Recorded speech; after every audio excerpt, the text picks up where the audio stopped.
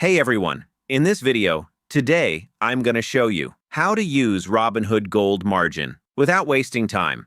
Let's walk through how to use it safely and correctly step by step. First, open the Robinhood app and go to your profile icon. Tap Menu. Then select Robinhood Gold and subscribe if you haven't already. This unlocks margin investing and additional buying power. Next, go to your account page and tap Investing.